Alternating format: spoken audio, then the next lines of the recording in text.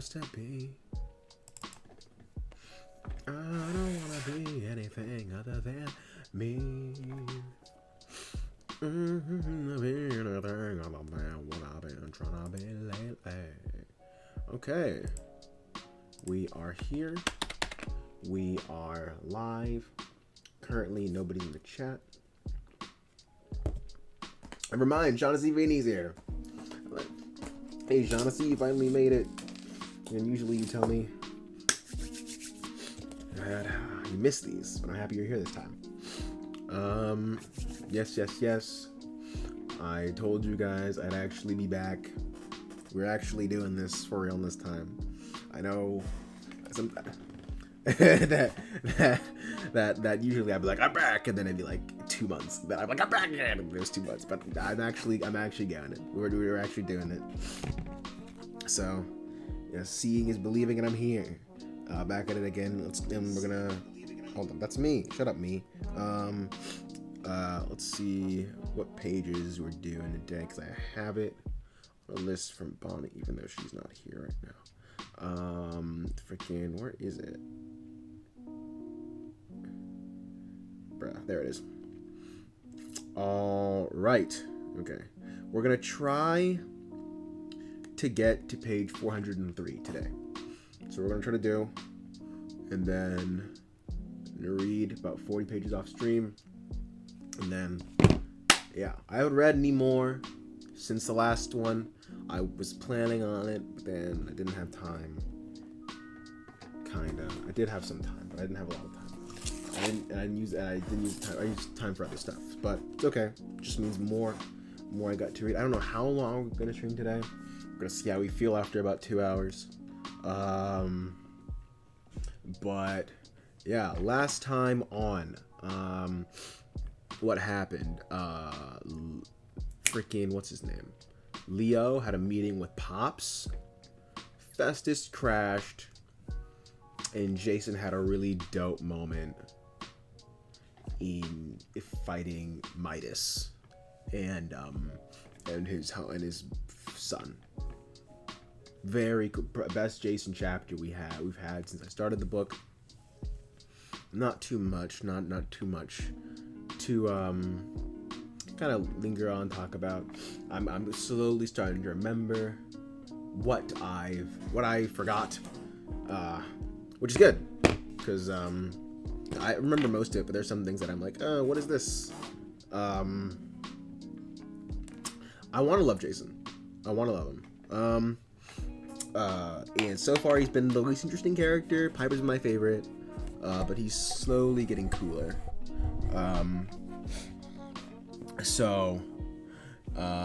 Yeah, there's not really too much to say though. Yeah, it was good, cool stuff, cool Jason moment, remembering stuff. I think almost everything is already back though. I think I kind of got refreshed on most of the stuff. Hopefully, if I didn't, that stuff will come back here. But I think I remember most of the journey that come before this point, and I'm liking this book. Probably, maybe my least favorite. No. Like, it's weird because it's not the worst quality written. I think Sea of Monsters is probably the worst written, but I think that this one is better written. It's just very slow. He was the first person I read from. Oh, you started with Heroes of Olympus. Is that what you mean? Guys, yeah. Okay.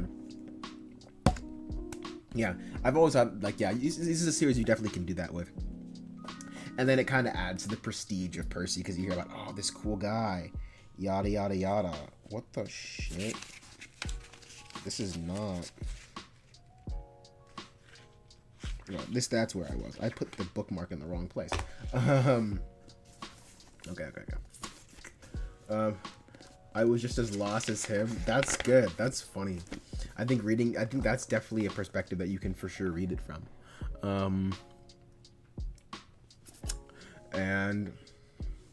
But yeah. I don't think we're gonna do too much more talking though, just because I don't have anything to talk about. Not really many people here, and honestly, I want to read as much as I can. Hopefully, we can get through about 50 pages today. We get to 403. It's where Bonnie told me to stop and then read through, and then Then we'll probably have maybe like one more read stream left. We'll see. Like Pyrite. Hello. I feel like I've seen you before. I feel like I have. If I haven't, this is your first time here. Welcome. But I feel like I've seen you before. And if it is, welcome back. But yes, let us get into the reading portion. Enough with the preamble. It's been started the stream early. Yes, I did. 5 minutes early. Okay, cool. Now we're talking, and now we can just read. All right, let's go. Piper, chapter XXX I. Whatever the fuck. I already forget what Roman numeral number this is. 33. Boom. I'm awesome. Okay. Piper woke up cold and shivering. She'd had the worst dream about an old guy with donkey ears chasing her around and shouting, "You're it!" Oh God, her teeth chattering. He turned me to gold. Alright, she's just waking up. You're okay now. Jason leaned over and tucked a warm blanket around her. But she still felt as cold as a boread. She blinked, trying to figure out where they were. Next to her, a campfire blazed, turning the air sharp with smoke. Firelight flickered against the rock walls. They were in a shallow cave, but it didn't offer much protection. Outside, the wind howled, snow blew sideways. It might have been day or night. The storm made it too dark to tell. Leo? Piper managed. Present and ungoldified, Leo was also wrapped in blankets. He didn't look great, but better than Piper felt. I got the precious metal treatment too, he said. But I came out of it faster. Don't know why. Went to dunk you in the river to get you back completely. Tried to dry you off, but it's really, really cold. You've got hypothermia, Jason said. We wished as much nectar as we could. Coach Hedges did a little nature magic. Sports medicine. The coach's ugly face loomed over. Kind of a hobby of mine. Your breath might smell like wild mushrooms and Gatorade for a few days. Scoot out, my guy. But it'll pass. You probably won't die. Probably. Thanks, Piper. Piper said weakly. How did you beat Midas? Jason told her the story, putting most of it down to luck. The coach snorted. Kids being modest. You should have seen him. Hi-ya! Slice! Boom! With the lightning. Coach, you didn't even see it, Jason said. You were outside, eating the lawn. The Seder was just warming up. Then I came in with my club, and we dominated that room. After I told him, kid, I'm proud of you. If you could just work on your upper body strength. Coach? Jason? Yeah? Shut up, please. Sure. The coach sat down at the fire and started chewing his cudgel. Jason put his hand on Piper's forehead and checked her temperature. Leo, can you stoke the fire? On it. Leo summoned a baseball-sized clump of fire and lobbed it into the campfire. God, if you can hear that in the background, I'm sorry, my family's out. Holy shit, right day and on time. I freaking told you, Anthony. You doubted me, and yet here I am, reading, and you're late. You son of a bitch. Got you. Get pranked. Anyways. Do I look that bad? Piper shivered. Nah, Jason said. You're a terrible liar, she said. Where are we? Pikes Peak, Jason said. Colorado.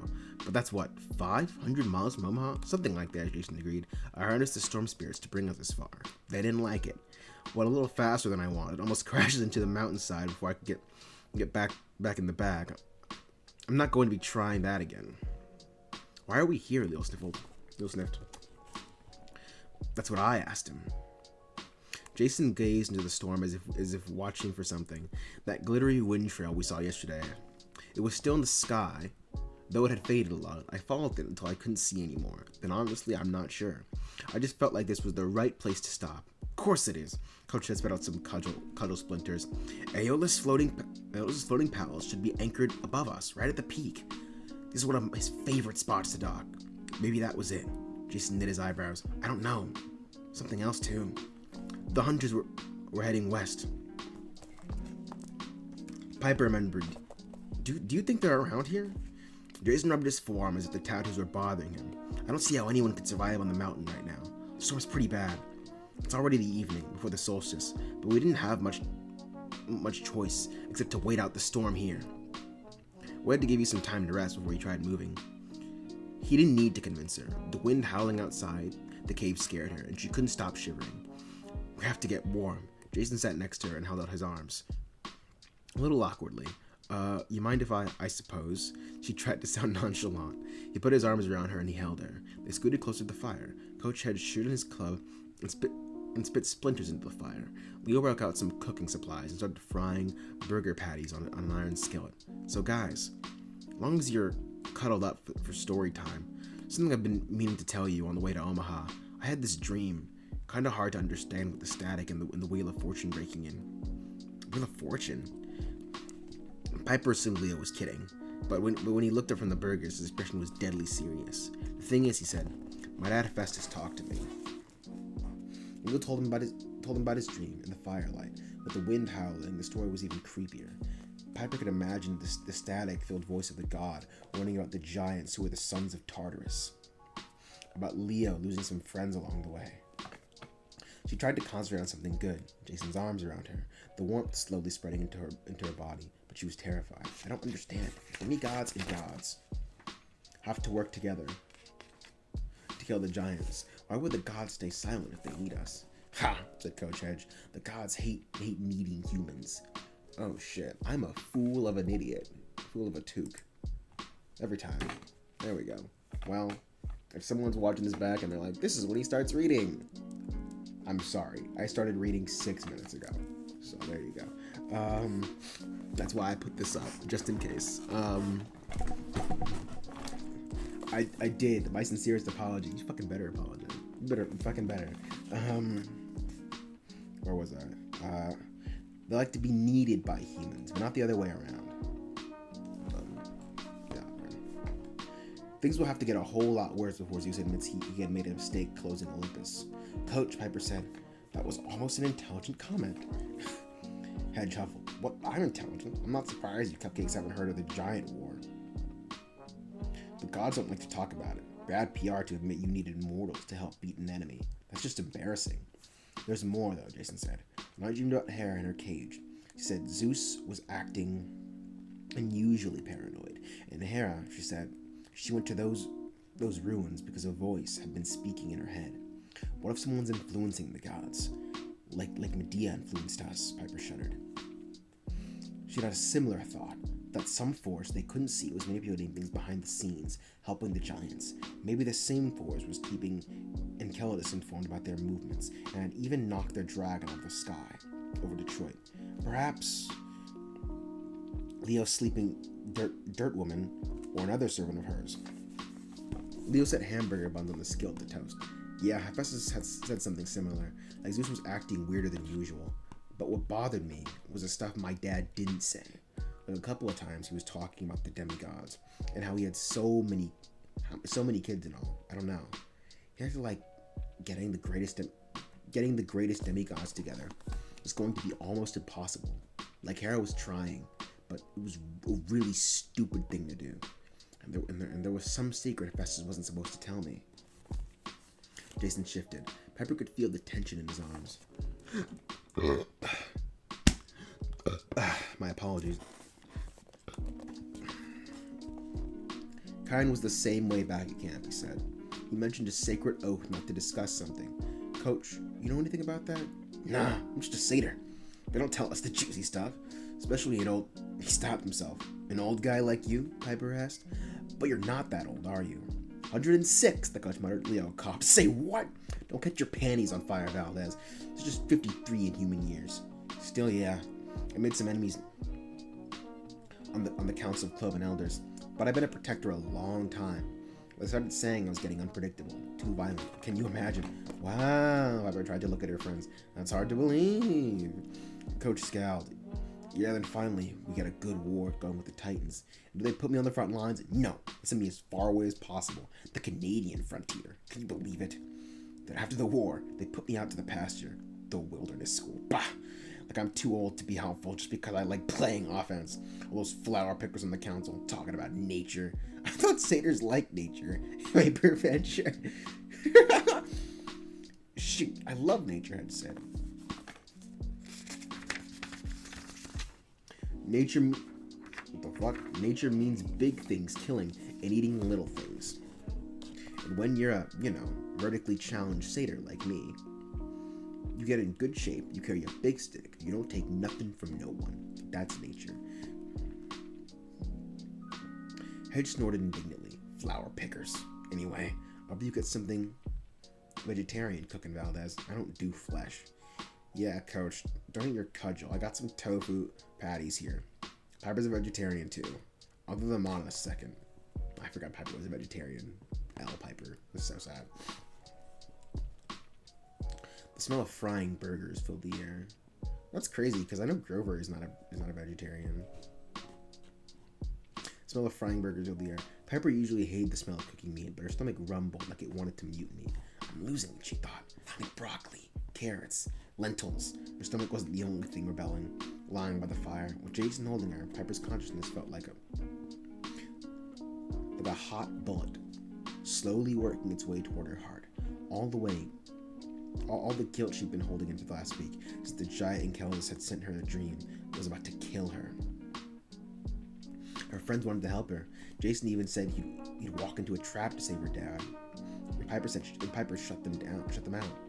For all she knew, she'd already doomed her father when she'd attacked Medea. She choked back a sob. Maybe she'd done the right thing in Chicago by saving her friends, but she'd only delayed her problem. She could never betray her friends, but the tiniest part of her was desperate enough to think, what if I did? She tried to imagine what her dad would say. Hey Dad, if you were ever chained out by a cannibal giant and I had to betray a couple of friends to save you, what should I do? Funny that had never come up when they did any 3 questions. Her dad would never take the question seriously, of course. He'd probably tell her one of Grandpa's Tom's old stories, something about glowing hedgehogs and talking birds, and laugh about it as if the advice was silly. Piper wished she remembered her grandpa better. Sometimes she dreamed about the little 2-room house in Oklahoma. She wondered what it would have been like to grow up there. Her dad would think it was nuts. He'd spent his whole life running away from the place, distancing himself from the res, playing any role except Native Americans. He'd always told Piper how lucky she was to grow up rich and well cared for in a nice house in California. She'd learned to be vaguely uncomfortable about her ancestry, like Dad's old pictures from the 80s when he had feathered hair and crazy clothes. Can you believe I ever looked like that, he'd say. Being Cherokee was the same way for him, something funny and mildly embarrassing. But what else were they? Dad didn't seem to know. Maybe that's why he was always so unhappy, changing roles. I wonder if they're going to make Piper Cherokee when they adapt this book. Because that's such a specific role to get right. I don't know how many Cherokee actors you'd be able to find. Or how many Native American actors you'd be able to find in general. Like I don't see that many. Maybe there's a lot. Maybe I don't see. Maybe I just don't know. But I don't really know of that many Native American actors. So I'd be curious to see if they would be that accurate with Piper, or if they just have some white girl and they'd be like, oh, I'm Native American, big time. Where was I? He'd always told Piper how lucky she was to grow up rich and well cared for in a nice house in California. She learned to be vaguely uncomfortable about her ancestry like that. Oh no, I already read this part. There. But what else were they? That's where I am. Dad didn't seem to know. Maybe that's why he was always so unhappy, changing roles. Maybe that's why Piper started stealing things, looking for something her dad couldn't give her. Leo put tofu patties on the skillet. The wind kept raging. Piper thought of an old story her dad told her, one that maybe did answer some of her questions. One day in 2nd grade, she'd come home in tears and demanded why her father had named her Piper. The kids were making fun of her because Piper Cherokee was a kind of airplane. That's funny. Her dad laughed as if that had never occurred to him. No, Pipes, fine airplane. That's not how I named you. Grandpa Tom picked out your name. First time he heard you cry, he said you had a powerful voice, better than any reed flute piper. He said you'd learned to sing the hardest Cherokee songs, even the snake song. The snake song? Dad told her the legend, how one day a Cherokee woman had seen a snake playing too near her children and killed it with rocks, not realizing it was the king of rattlesnakes. The snakes prepared for war on the human race, but the woman's husband tried to make peace. He promised he'd do anything to repay the rattlesnakes. The snakes held him on his word. They told him to send his wife to the well so the snakes could bite her and take her life in exchange. The man was heartbroken. But he did what they asked. Afterward, the snakes were impressed that the man had given up so much and kept his promise. They taught him the snake's song for all the Cherokee to use. From that point on, if any Cherokee met a snake and sang the song, the snake would recognize the Cherokee as a friend and would not bite. That is awful. Jesus fucking Christ. That's an insane story. Piper had said he let his wife die. Her gas spread his hand. It was a hard sacrifice, but one life brought generations of peace between snakes and Cherokee. Grandpa Tom believed that Cherokee music could solve almost any problem. That's absurd. He thought you would know lots of songs and be the greatest musician of the family. That's why we named you Piper. A hard sacrifice. Had her grandfather foreseen something about her? Even when she was a baby? Had he sensed she was a child of Aphrodite? Had would probably tell her that was crazy. Grandpa Tom was no oracle. But still, she made a promise to help on his quest. Her friends were counting on her. They'd saved her when Midas had turned her to gold. They brought her back to life. She couldn't repay them with lies. Gradually, she started to feel warmer. She stopped shivering and settled against Jason's chest. They're playing this romance hard as opposed to Percy. When they handed out the food, Piper didn't want to move, talk, or do anything to disrupt the moment, but she had to. We need to talk. She sat up so she could face Jason. I don't want to hide anything from you guys anymore. Looked at her. Oh, she's gonna reveal it? Looked at her with her mouth full of burger. Too late to change your mind now. 3 nights before the Grand Canyon trip, she said, I had a dream vision. A giant telling me my father had been taken hostage. He told me I had to cooperate or my dad would be killed. The frames crackled. Finally, Jason said, Enceladus. You mentioned that name before. Coach Hedge was a big giant, breathes fire. Not somebody I'd want barbecuing my daddy goat. That ass spitting. Isn't Grover a vegetarian? I thought Grover was a vegetarian. I don't think so. I remember offhanded line in the first book where Grover would give the meat from school lunches to Percy. Me too. They even did that in the first episode of season 1. That is maybe I'm wrong. Maybe I'm misremembering. I thought Grover was. I'm remembering the scene in season 1 where Grover's talking about he's smelling hamburgers and he gets hungry. But maybe that didn't mean he ate meat. Maybe he doesn't. That is almost as bad as German bedtime stories. I haven't heard any German bedtime stories. Would you like to tell me one? I would love to hear it, actually. Jason gave him a shut up look. Piper, go on. What happened next? I tried to reach my dad, but all I got was his personal assistant. She told me not to worry. Shane, you remembered? Didn't Medea say something about controlling her? Goddamn. Piper nodded. To get my dad back, I had to sabotage this quest. I didn't realize it would be the 3 of us. Then after we started this quest, Enceladus sent me another warning. He told me he wanted you 2 dead. He wants me to lead you to a mountain. I don't know exactly which one, but it's in the Bay Area. I could see the Golden Gate Bridge from the summit. I have to be there by noon on the solstice tomorrow. In exchange, she couldn't meet her friend's eyes. She waited for them to yell at her, or turn their backs, or kick her out into the storm. If my homie told me that they had to betray me in order to save their dad, I'd be like, well, shit, how are we gonna make this work, bro? How are you gonna betray me and save? I tried to help him figure it out. I was like, because I don't want to die, so we can't do that. Like,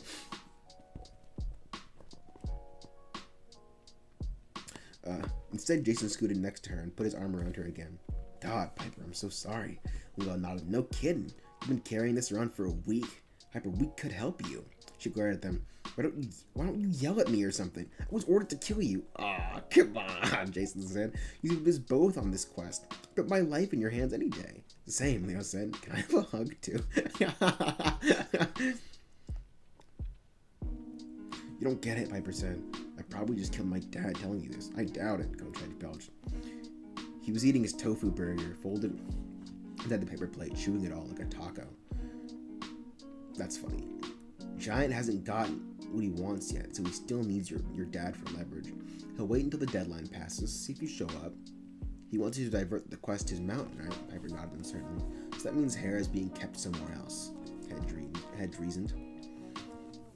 And she has to be saved by the same day. So you have to choose, rescue your dad or rescue Hera. If you go after Hera, then Enceladus takes care of your dad. Besides, Enceladus would never let you go even if you cooperated. You're obviously one of the 7 in the Great Prophecy. One of the 7? She talked about this before with Jason and Leo. And she supposed it must be true, but she still had trouble believing it. She didn't feel that important. She was just a stupid child of Aphrodite, which is cool and makes you very important off rip. She'd be worth deceiving and killing. So we have no choice, she said miserably. We have to save Hera or the Giant King gets unleashed. That's our quest. The world depends on it, and Enceladus seems to have ways of watching me. He isn't stupid. He'll know if we change course and go the wrong way. He'll kill my dad. He's not going to kill your dad, Leo said. We'll save him. We don't have time, Piper cried. Besides, it's a trap. We're your friends, Beauty Queen, Leo said. We're not going to let your dad die. We gotta figure out a plan. Coach head grumbled. What else if we knew where this mountain was? Maybe Aeolus can tell you that. The Bay Ares has a bad reputation for demigods. Old home of the Titans, Mount Othrys sits over Mount Tam, where Atlas holds up the sky. Yeah, piece of shit, still doing that. I hope that's not the mountain you saw. Barbara tried to remember the vista in her dreams. I don't think so. This was inland. Jason frowned at the fire, like he was trying to remember something. Bad reputation. That doesn't seem right. The Bay Area. You think you've been there? Piper asked. He looked like he was almost on the edge of a breakthrough. Then the anguish came back into his eyes. I don't know. Hitch, what happened to Mount Othrys? Harris took another bite of the paper and burger. Well, Kronos built a new palace there last summer. Big, nasty place. It's going to be the headquarters for his new kingdom. And all. Weren't any battles there, though. Kronos marched on Manhattan, tried to take Olympus. If I remember right, he left some other titans in charge of his place. But after Kronos got defeated in Manhattan, the whole palace just crumbled on its own. No, Jason said. Everyone looked at him. What do you mean, no? Leo asked. That's not what happened. He was looking toward the cave entrance. Did you hear that? For a second, nothing. Then Piper heard it. Howls piercing the night.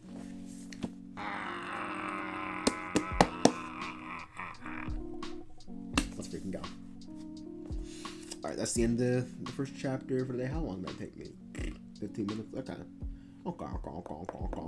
That was about 11 pages.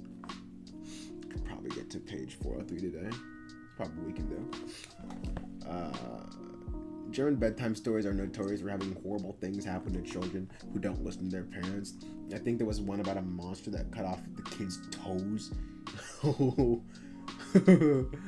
I know there's like Japanese like toilet ghosts that like they have that in their mythology, like their bedtime stories. Like there's a toilet ghost that comes up and like eats you. There's like a woman with no face that like traps people or something. There's a bunch of weird creepy Japanese demons. I know that, but that's also funny. I love weird creepy stories like that, like weird creepy mythologies of different cultures.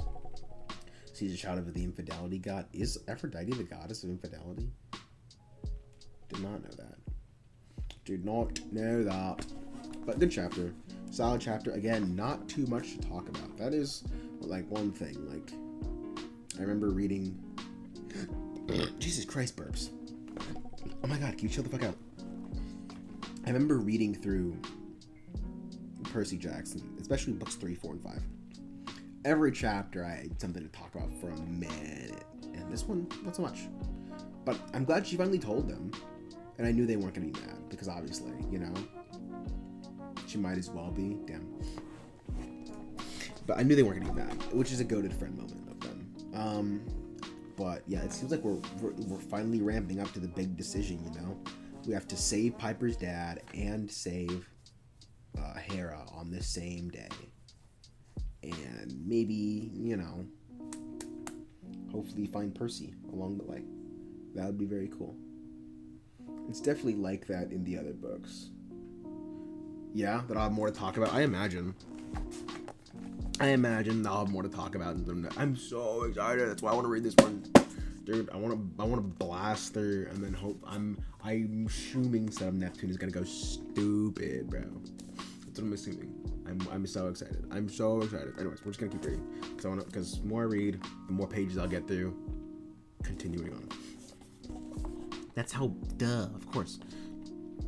This is a setting up the future. Yeah, it's very clear that like they're just taking the time to put the proper stones in place for the foundation of this thing, and then hopefully it goes crazy later on.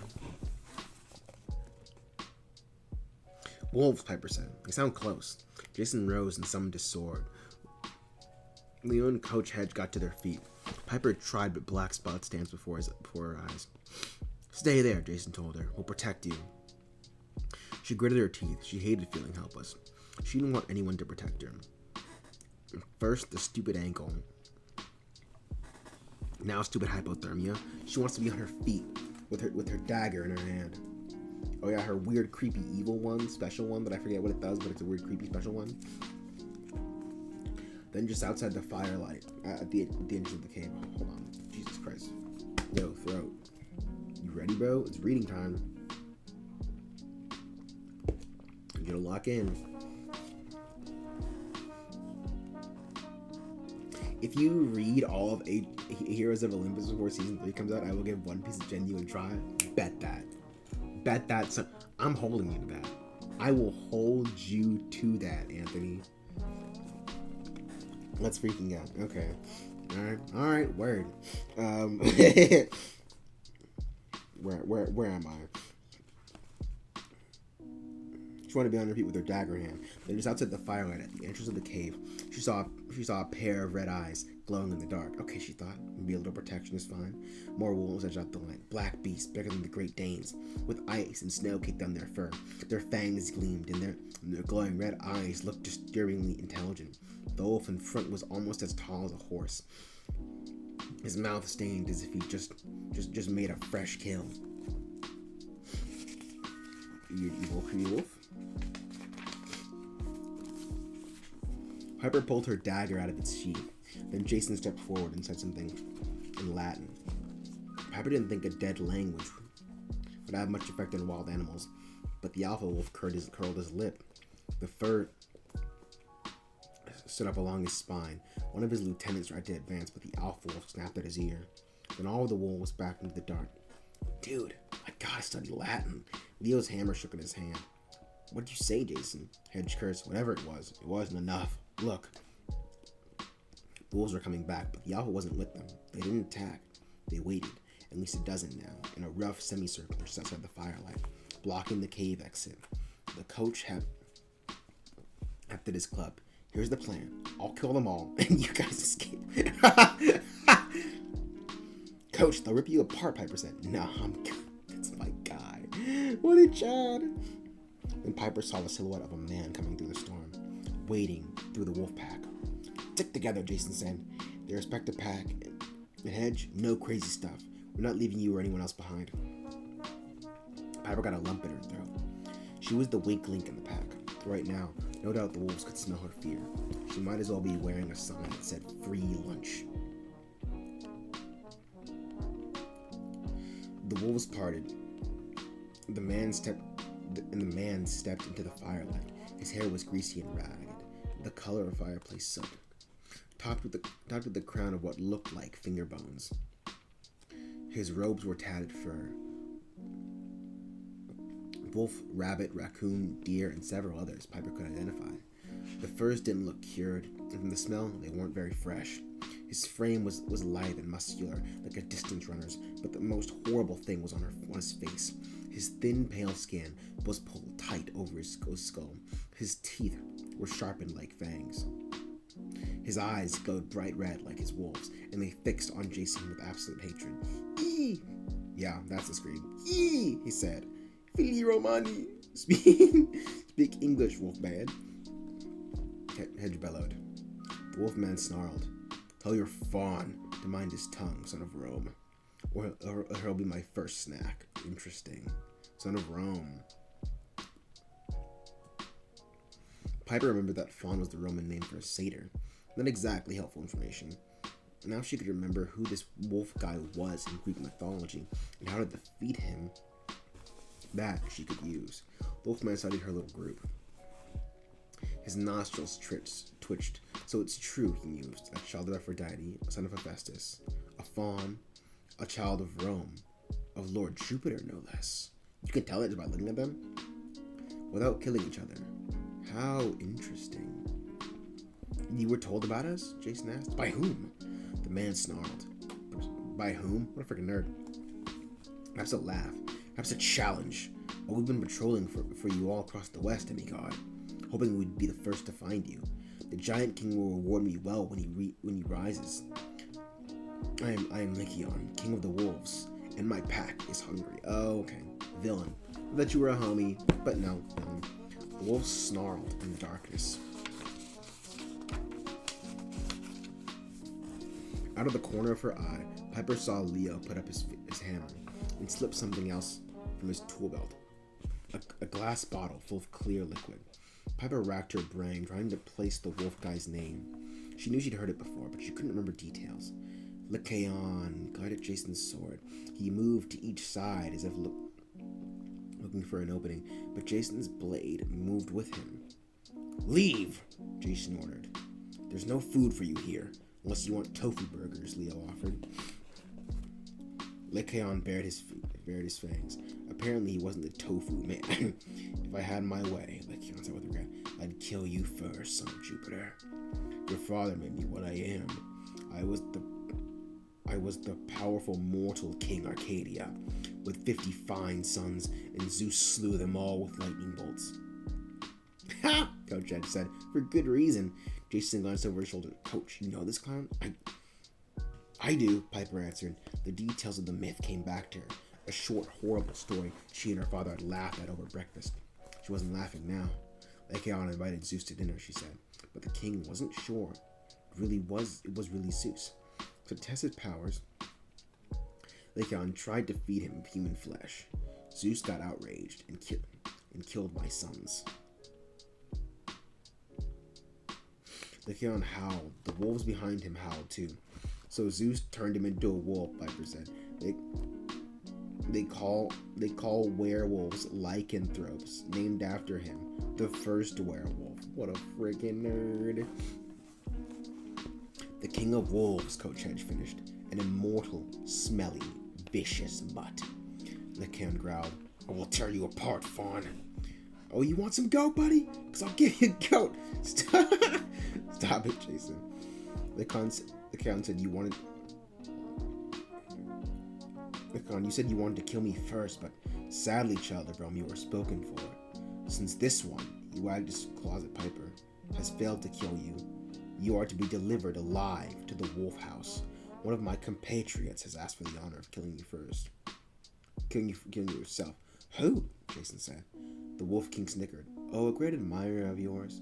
Apparently you made quite an impression on her. She will take care of you soon enough. And really, I cannot complain.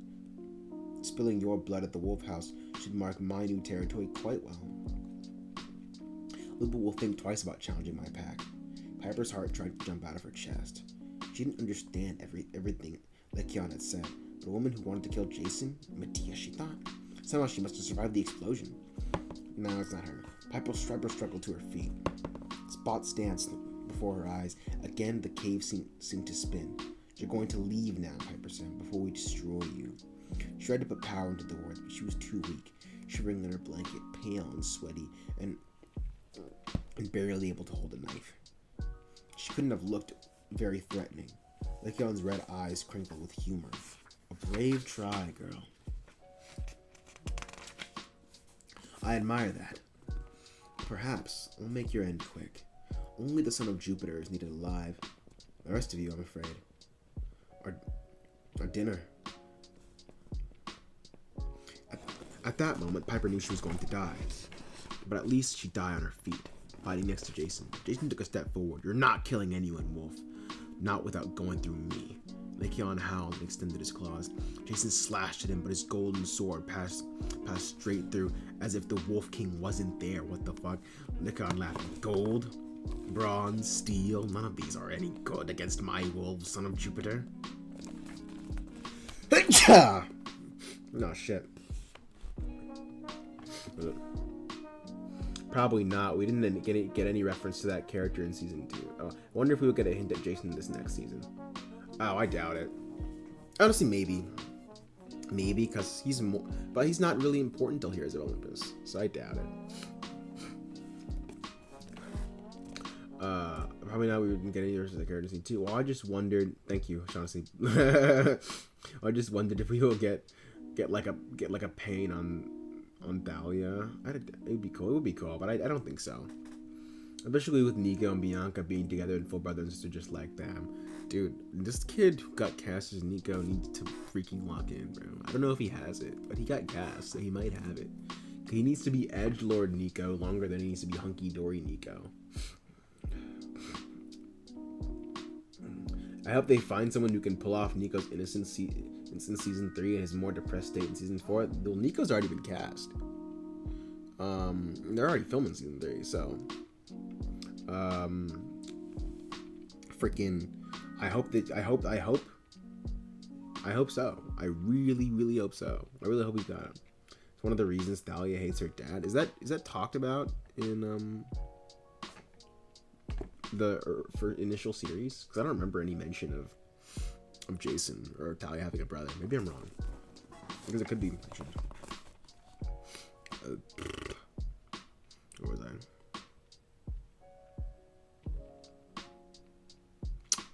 None of these are any good against my werewolf, son of Jupiter. Silver, Piper cried. Aren't werewolves hurt by silver? We don't have any silver, Jason said. Wolves leaped into the firelight. Heads charged forward with an elated "What?" Leo struck first. He threw his glass bottle and it shattered on the ground, splattering liquid all over the wolves.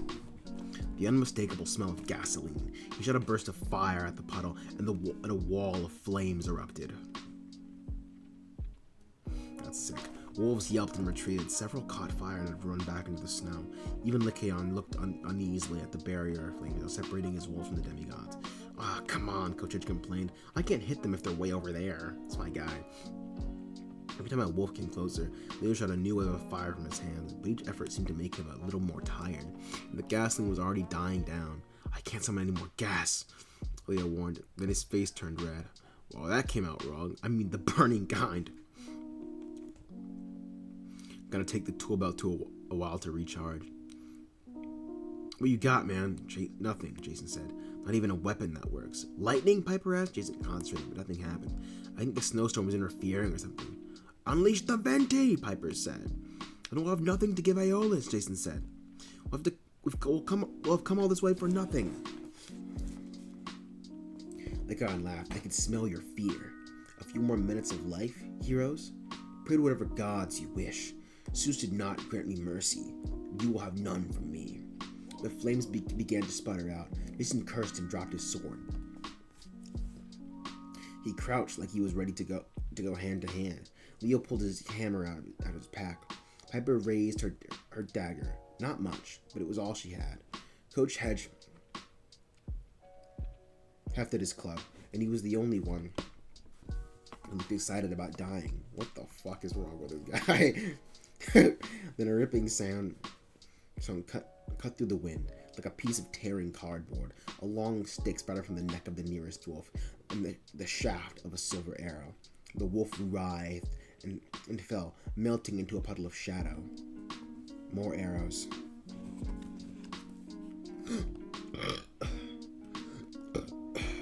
Jesus Christ.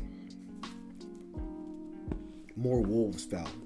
The pack broke in confusion. An arrow flashed toward Lycaon. But the Wolf King caught it in midair. Jesus Christ. Then he yelped in pain when he dropped.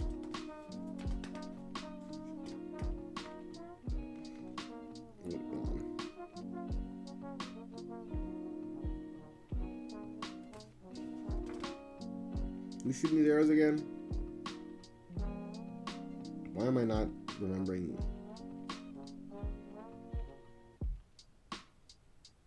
I don't know, whatever. Okay, cool.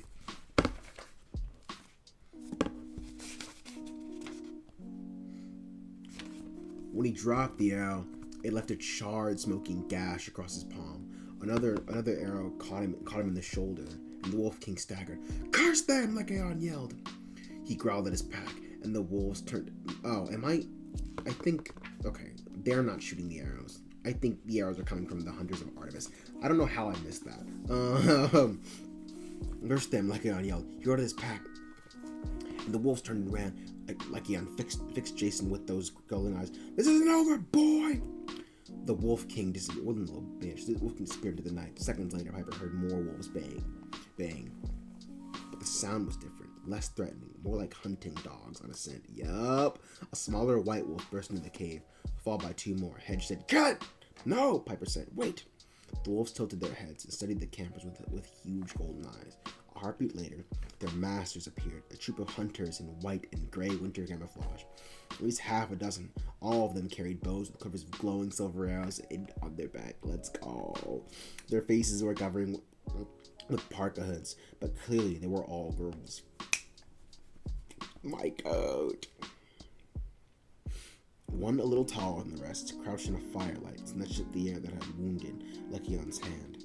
So close, she turned to her companions. Phoebe, stay with me. Watch the entrance. The rest of you, follow Lechion. We can't lose him now. I'll catch up with you. The other hunters mumbled in agreement, disappeared. Heading after Lechion's pack, the girl in white turned toward them, her face still hidden. In her parka hood, we've been following that demon's trail for over a week. Is everyone alright? No one got bit? Jason stood froze, staring at the girl. Piper realized something about her voice sounded familiar. It was hard to pin down. But the way she spoke, the way she formed her words, reminded her of Jason. You're her, Piper guessed. You're Thalia, my freaking goat. The girl tensed. Piper was afraid she might draw her bow. But instead, she pulled down her parka hood. Her hair was spiky black, with a silver tiara across her bow. Her face had a super healthy glow to it, as if she was a little more than a human. Her eyes were brilliant blue. She was the girl from Jason's photograph. Do I know you? Thalia asked. Piper took a breath. This might be a shock, but... Thalia? Jason stepped forward, his voice trembling. I'm Jason, your brother.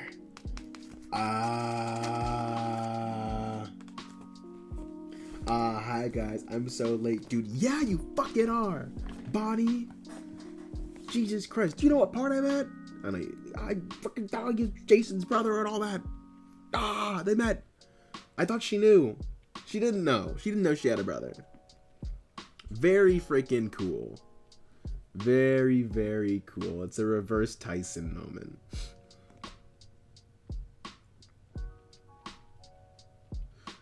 What is this? Coach thinks he is Jotaro Joestar. I can't beat the shit out of you without getting closer. Dude, Coach Hedge is so great, bro. Coach Hedge is a freaking Chad. I love him. But alright, that was good. I like that one more than the last one. Because of the Hunters of Artemis. Any chapter with the Hunters of Artemis in it, I'm going to love. Lightning Siblings, is that what they're called? That's a sick name. Thunder Twins, Lightning Siblings. I love them. Dude, I really hope we get more Thalia in this, because I love Thalia. I want more Thalia. We didn't get enough Thalia in the original series, and I want more of her. She's so cool. And I hope we see a lot more of her in this one, because she's so great. She's so great. It so sucks that she joined the Hunters of Artemis. I wish that she didn't do that. That's super duper lame. But yeah. Ooh. Daphne Keane was announced that she's going to be playing Artemis in season 3 of Percy Jackson. If you don't know who Daphne Keane is, she is X-23, the female Wolverine in Logan in Deadpool and Wolverine. So I'm very excited to see her as Artemis, because she's going to do that. Thalia is so goated and criminally underutilized. I know, she's so cool. Man, I hope season 3 does her justice to how cool she feels in Titan's Curse. I'm really looking forward to that scene in the Capture the Flag where Percy and Thalia are on different teams, and Thalia summons the lightning and Percy like raises the water. Like, oh god, it's so sick. I'm really looking forward to that moment. I really hope they do it justice in the series. Okay, wait, dude, yes, it's gonna be Thalia's best season. Easily, it has to be. And I hope they give her more to do in Last Olympian as well. I hope we see her in Last Olympian and the other Hunters of Artemis fighting wars and stuff. I thought they were on the same side. Maybe they were, but they do fight. They do fight, or they start fighting at the end of that Capture the Flag. But yes, I want that so much. It's one of the best, my favorite moments in the entire. That Percy and Thalia's rivalry is. Do I like it more than Percy and Clarice's rivalry? I might, because I like Clarice more as a character than I like Thalia. Like, Clarice is probably top 5 characters. But Thalia, I like, because it's like, it mirrors the Poseidon and Zeus so well. So I feel like I like Percy and Thalia's rivalry more than Percy and Clarice. But I think I like Clarice more as a character than I like Thalia. They will expand on it in their show too. I'm excited for that. They freaking better, dude. But yeah, we're making good time. About 20 more until 4. Yeah, we can make it to 4:03 before 2 hours. Yes, that we can do. I thought we were gonna have our time, but no, we're about halfway there already. So yeah, have 4:03 and then probably end the stream there. We're on 385 right now for reference for those who aren't following along. Thalia and Percy are on the same side, but they cannot stand each other. They're always at each other's throats. Yeah. Well, which I love. I love that. I love that about them. And Percy and Clarice are more friends than Percy and Thalia are, which I am okay with. Clarice is so cool. Oh, she's so cool. Anyways,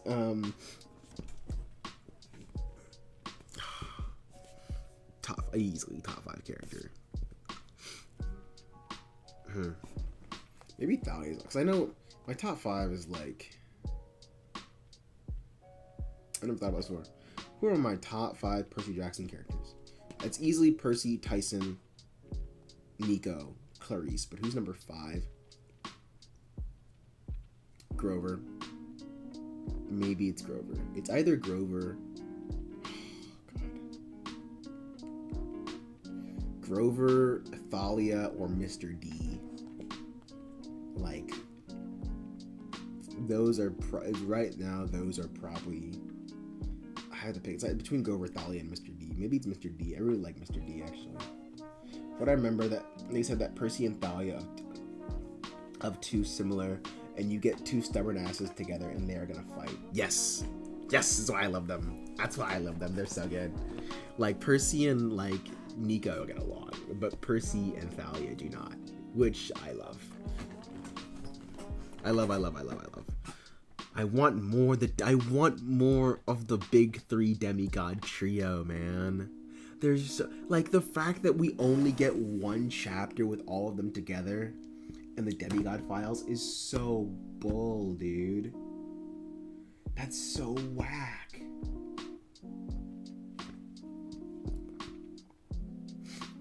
So I want more of that. I definitely really do.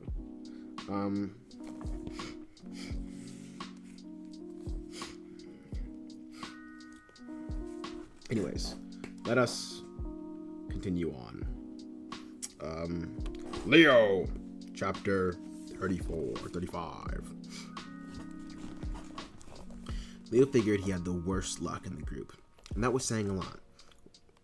Why didn't he get to have the long-lost sister or the movie star dad who needed rescuing? All he got was a 2-belt and a dragon. You say that like it's not cool.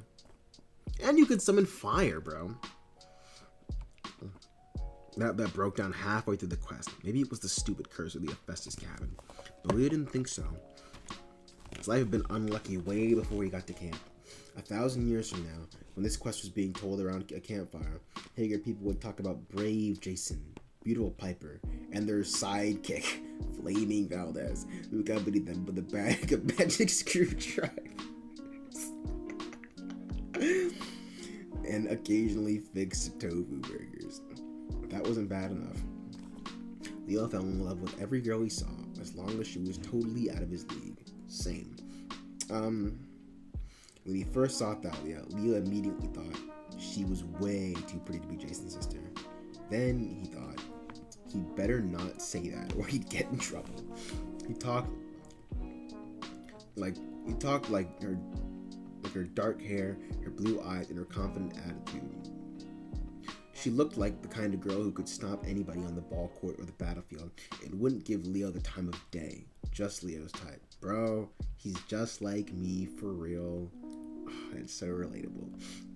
For a minute, Jason and Thalia faced each other, stunned. Then Thalia rushed forward and hugged him. My gods, she told me you were dead. Oh, sure, she didn't know I rather.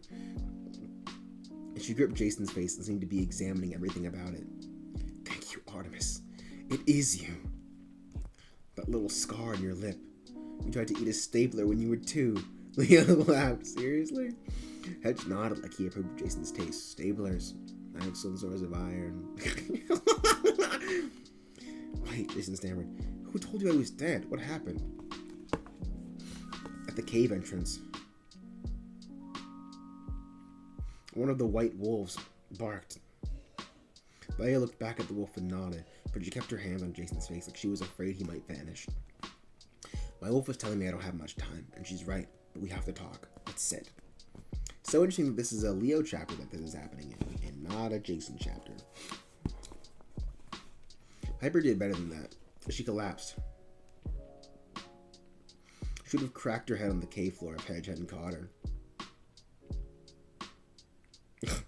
Thalia rushed over. What's wrong with her? Oh, never mind. I see.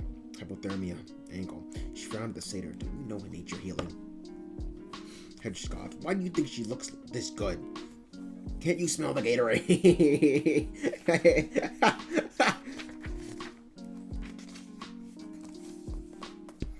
Thalia looked at Leo for the first time. And of course, it was an accusatory glare. Like, why do you let the goat be a doctor? As if it was Leo's fault. You and the satyr, Thalia ordered. Take this girl to my friend at the entrance. He was an excellent healer. It's cold out here. Out there.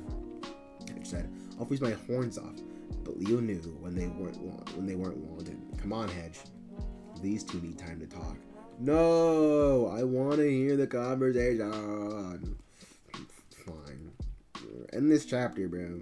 I want to hear the conversation. The satyr muttered. Didn't even get to brain anybody. Hedge carried Piper toward the entrance. Leo was about to follow when Jason actually... Man, could you stick around? Yes, I get to hear the conversation. Ah.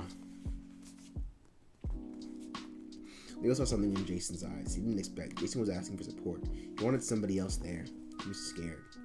Leo grinned. Sticking around is my specialty. Thalia didn't look too happy about it, but the three of them sat at the fire. For a few minutes, nobody spoke. Jason studied his sister like she was a scary device, one that might explode if handled incorrectly.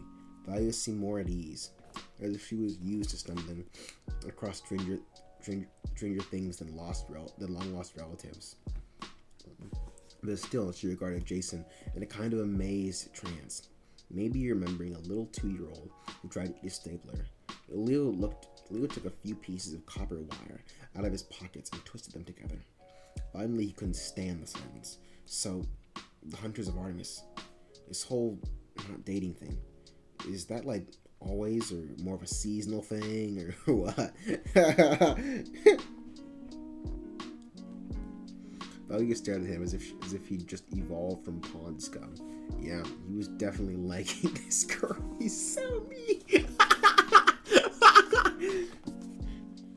Oh, that's so relatable. Jason kicked him in the shin. Don't mind Leo. He's just trying to break the ice. But Thalia, what happened to our family? Who told you I was dead? Thalia tugged at a silver bracelet on her wrist. In the firelight, her winter camouflage, she almost looked like Kion, a snow princess, just as cold and beautiful. I forgot I met her. Do you remember anything? She asked. Jason shook his head. I woke up 3 days ago on a bus. Dang, it's been 3 days? With Leo and Piper.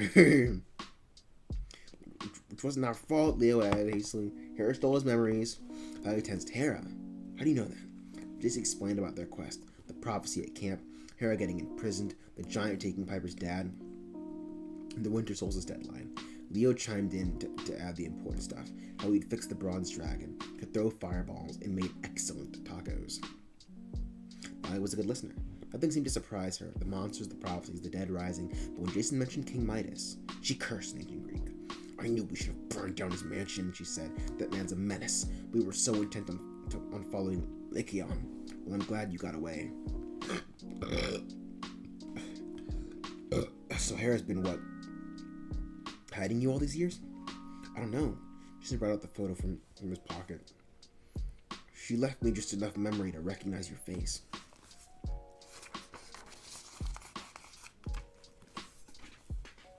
I looked at the picture, and her expression softened.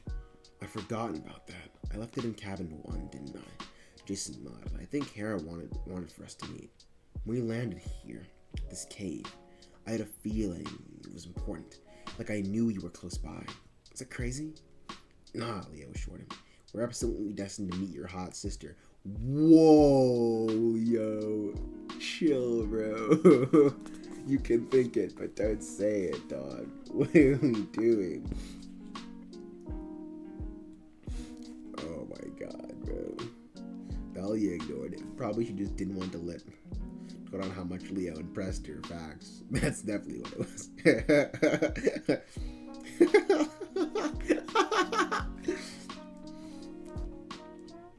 Jason, she said, when you're dealing with gods, nothing is too crazy, but you can't trust Hera.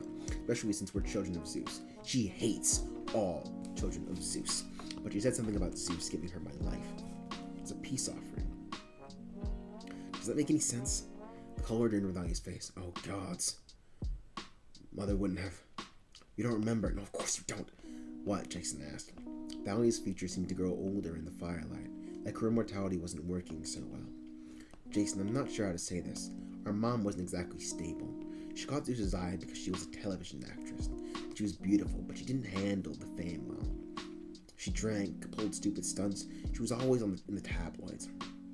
She could never get enough attention. Even before you were born, she and I argued all the time. She knew Dad was Zeus, and I think this was too much for her to take. It was like the ultimate achievement for her to attract the Lord of the Sky. And she couldn't accept it when he left. The thing about the gods, well, they don't hang around. Leo remembered his own mom, the way she'd assured him over and over that his dad would be back someday. She'd never acted mad about it. She didn't seem to want Hephaestus for herself, only so Leo could know his father. She dealt with a working, dead-end job, living in a tiny apartment, never having enough money, and she seemed fine with that. As long as she had Leo, she always said life would be okay. He watched Jason's face, looking more and more devastated as Thalia described their mom, and for once, Leo didn't feel jealous of his friend. Leo might have lost his mom. He might have had some hard times, but at least he remembered her. He found himself tapping out a Morse code message on his knee. Love you. He felt bad for Jason, not having memories like that. Not having anything to fall back on. So Jason didn't seem to be able to finish the question. Jason, you got friends, Leo told him. Now you got a sister. You're not alone.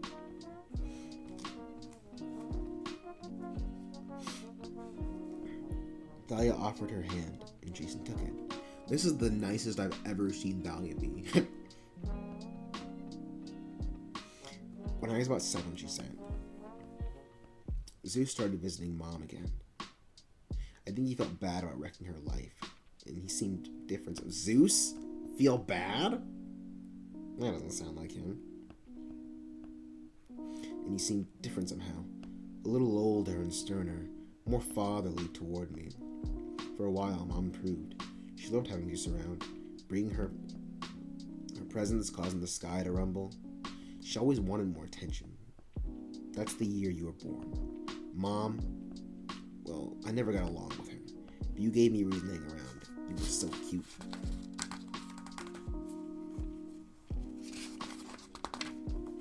And I didn't trust Mom to look after you. Of course, Zeus eventually stopped coming by again.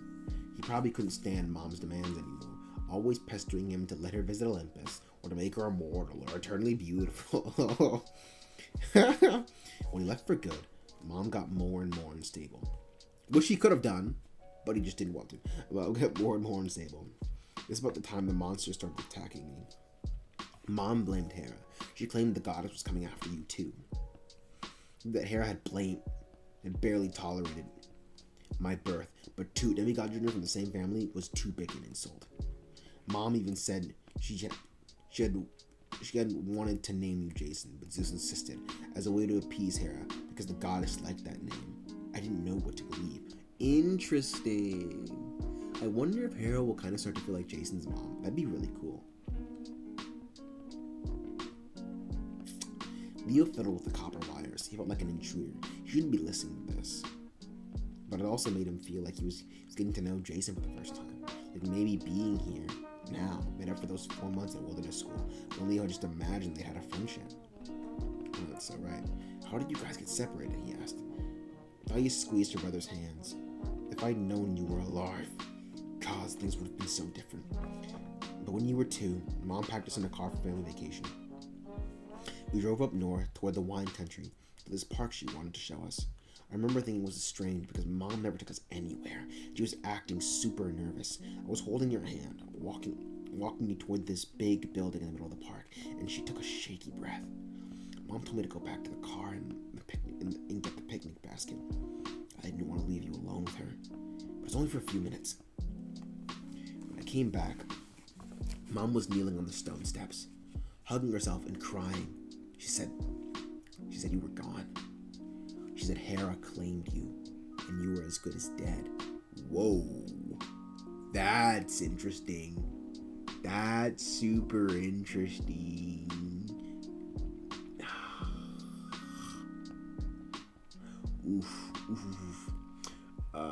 From what I remember, that they said that Percy, I don't know, Leo has so much self-doubt and imposter syndrome. It's sad to see if there were any weak links in the team. It certainly isn't Leo. You think? I mean, yeah. So far, Leo's been consistently the most useful character. So, yeah, you're right. I wish it was as delusional as Leo. Nah, bro. He's not delusional. Valley's into him, bro. Trust. She just can't because she already made the Artemis Pact. Trust, she's into him. Names have meaning. This is very true. I wonder if, like, she even said Hera claimed him. I really wonder if he will act like Hera will start to feel like a mother figure to him. That'd be really interesting. I was a little early. What do you mean, Jonathan? Leo doesn't pull. Don't ever talk about Leo like that. Don't ever talk about Leo like that, bro. That's so disrespectful. It's my guy.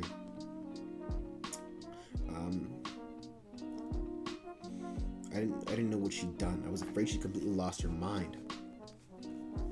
I ran all over the place looking for you, but you just vanished. She dragged me away, kicking and screaming for the next few days. I was hysterical. I don't remember everything, but I called the police on Mom, and they questioned her for a long time. After we fought, she told me I betrayed her and that I should support her, like she was the only one who mattered. Finally, I couldn't stand it. Your disappearance was the last straw. I ran away from home, and I never went back. And not even when Mom died a few years ago. I thought you were gone forever. I never told anyone about you. Not even Annabeth or Luke, my 2 best friends. It was just too painful. Kyra knew. Jason's voice sounded far away. When I got to camp, he took one look at me and said, whoa. He took one look at me and said, you should be dead. That doesn't make sense, I insisted. I never told him. Hey, Leo said. The important thing is you've got each other now, right? You 2 are lucky. Dahlia nodded. Leo's right. Look at you. You're my age. You've grown up. But where have I been? Jason said. How could I be missing all the time?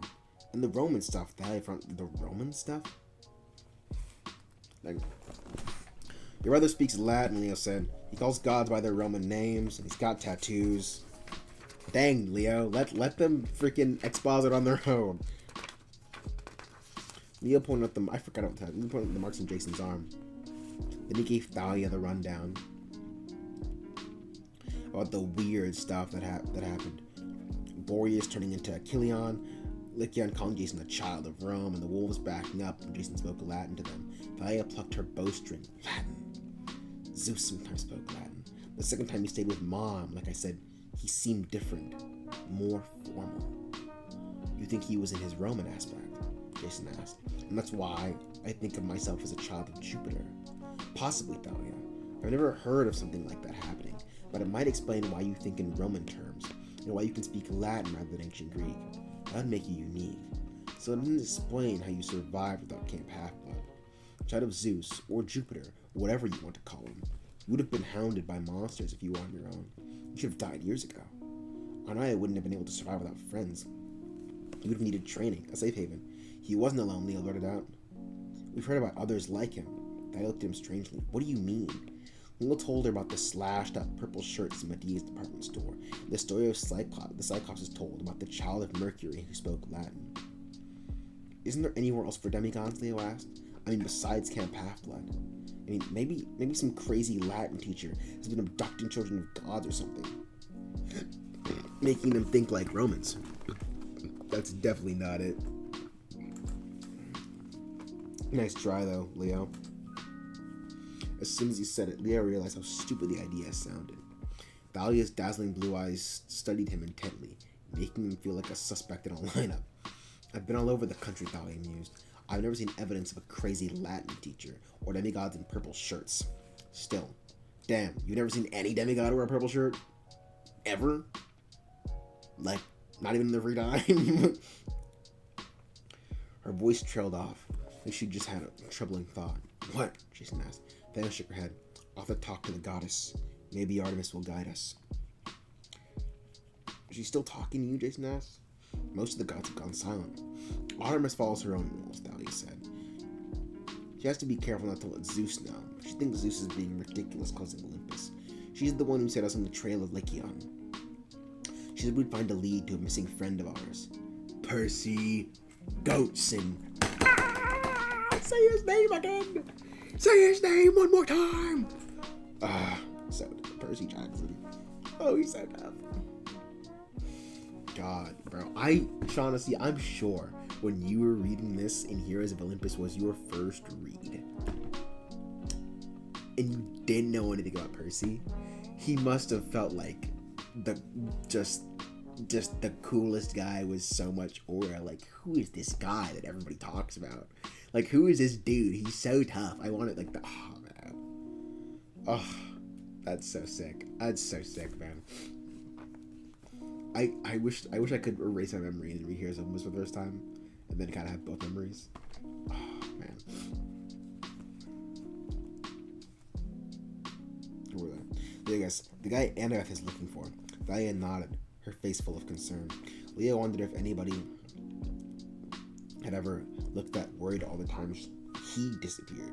He kind of doubted it. Nah, bro. Sorry, Percy's too tough. So what would Lycion have to do with it, Leo asked. And how does it connect to us? We need to find out soon, Thalia admitted. If your deadline is tomorrow, we're wasting time. Aeolus could tell you. The White Wolf appeared again at the doorway and yipped insistently. I have to get moving, Thalia stood. Otherwise, I'll lose the other hunter's trail. First, though, I'll take you to Aeolus' place. If you can't, it's okay, Jason said. Though, he sounded kind of distressed. Oh, please, Thalia smiled and held him up. I haven't had a brother in years. I think I spent a few minutes with you before you get annoying. Now let's go. What a great chapter. What an absolutely amazing chapter. And this next one is the last one before we get to 403. That's cool. We might read a little bit more then, just because I didn't expect to read this much. Because I want to, probably... It depends on how I feel after we get done. If my throat is tired, I might stop. But if not, we'll probably go just until the 2-hour mark, just to kind of get some more book done. No money, no dragon. With my thinking on Thalia and Zeus, she wants to protect Annabeth. Science. She was around the same age as Jason. What do you mean science? I'm confused. I found out about the Percy Jackson, the Olympians in the middle of this book, so I tried not to keep. I tried not to keep all the stuff on him because I didn't want to be spoiled on his series. Boo. Boo. It's too late. Did that even work? Did you forget all the Percy Jackson stuff? Because I would have remembered all of it. I would have remembered all of it, and then it would have made him seem like such a mar. Like reading Heroes of Olympus probably all the way through for the first time. Like my perspective on it will change, but probably reading Heroes of Olympus the first time, and then reading Percy Jackson would probably make Percy feel like just a much cooler character. Like it's like they probably spend the entire time like glazing Percy. And then in the series, there's so much cool stuff. Like go back and find it, and then you go back and you read the series, like, oh man, this kid was something like that.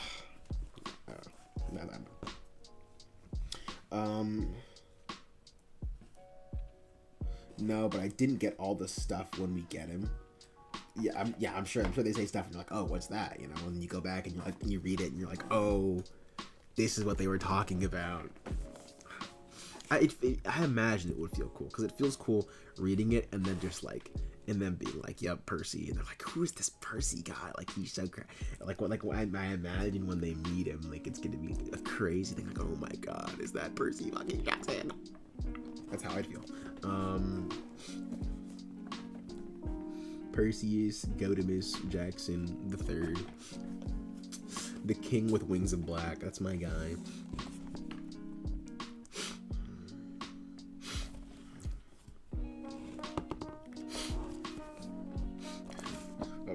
Son of Poseidon, son of the Earth Shaker, the young Hercules, the next Hercules or whatever. Anyways, but all right, great chapter. I love the conversation with Leo and Leo intruding on Thalia and Jason's conversation. I hope we get Thalia I hope Thalia doesn't leave just yet. I want to see her more. I want to see her and Jason hang out more. In this book. And hopefully we get to see some cool stuff. But yeah, that was the nicest I've ever seen her act. Sorry, playing Kahoot, BRB. Get a load of this guy. Get a load of this guy. Anyways, I think that's one of the reasons I love Jason so much, because I was learning with him. That's perfect. That's fair. He was your introductory character, you know. But yeah, I think it's nice that we saw Thalia, which is super nice that to see her be sweet. Because usually only see her from Percy's perspective, and Percy's perspective, Thalia's a bitch, you know. But from Leo's talking to Jason, seeing that, you know, she's super nice, just so funny. But it's cool, really good, really good. Probably my favorites that I can remember. It's kind of unfair because I read the first half so long ago that I don't really remember a lot of it as well, so I don't remember how I felt after reading all those chapters or a lot of those singular chapter ideas. But I would imagine that this has probably been one of my favorites regardless. Like that one and the Midas chapter are really good. It's alright. Let's continue on. Just continue. Oh, God, I do. We're almost done. Look at this. Look at how much left we have. This is like maybe. It might be after I read the portion that I read on my own. What is that? You think that's one stream's worth? Like one long stream's worth of pages? We'll check. We will check. Because the portion Bonnie told me to read on my own after this one's over, like a decent chunk, like maybe 40 or so pages. So we'll see. It would be like having a game in the One Piece universe and you play a random character and people will not shut about some goofy ass Richie guy who beat all the strongest people on that. Dude, that'd be tough, bro. I'd love that. I would love that. Like you're like, oh, like freaking when Monkey. I mean that is kind of what One Piece is like, just because of like Roger. like Roger came before Luffy, and so we always hear about Roger, and it's like, oh, Roger, you must have been tough, bro. But you can't go back and read about Roger. But you can go back and read about Percy, which is different. All right, Leo, chapter 36.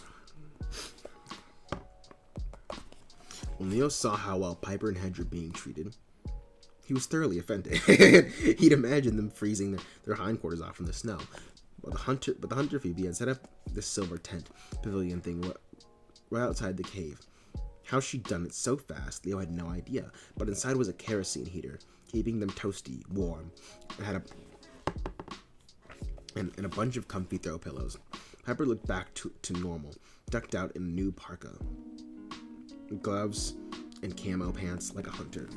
She and Hedge and Phoebe were kicking back, drinking hot chocolate. I also hope next book, like, it's not like a rhythm anymore. Like, it's not Leo, Jason, Piper. I hope it's, like maybe we get like Leo, Jason, Piper, Percy, I would imagine, Annabeth, etc. Yeah, but just kind of just starts going random orders.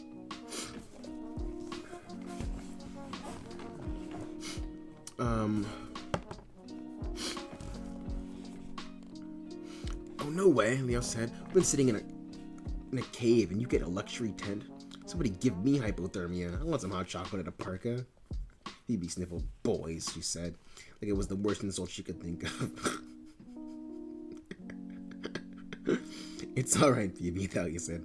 They'll need extra coats. And I think we can spare some chocolate. Was she actually not gonna give him any chocolate? That's crazy. Phoebe grumbled, but soon Leo and Jason were almost dressed in silvery winter clothes that were incredibly lightweight and warm. The hot chocolate was first rate. Cheers, said Coach Hedge. He crunched down his plastic thermos cup. This cannot be good for your intestines, Leo said. Thalia patted Piper on the back. You up for moving? Piper nodded. Thanks to Phoebe, yeah, you guys are really good at the wilderness survival thing. I felt I could run 10 miles. Thalia winked at Jason. She's tough for a child of Aphrodite. I like this one. I could run 10 miles too, Leo volunteered. Tough Duchess kid, Leo, let's hit him. Oh my god, Leo, shut up.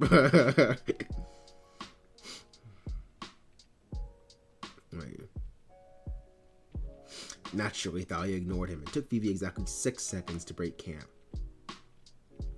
which Leo could not believe. The tent self-collapsed into a square the size of a pack of chewing gum. Leo wanted to ask her for the blueprints, but they didn't have the time. Thalia ran uphill through the snow, hugging a tiny little path on the side of the mountain, and soon Leo was regretting trying to look macho because the hunters left him in the dust. Coach Hedge leaped around like a happy goat, coaxing them on like he used to do on the track days at school. Come on, Valdez, pick up the pace, let's chant. I've got a girl in Kalamazoo. Let's not, Thalia snapped. So they ran in silence.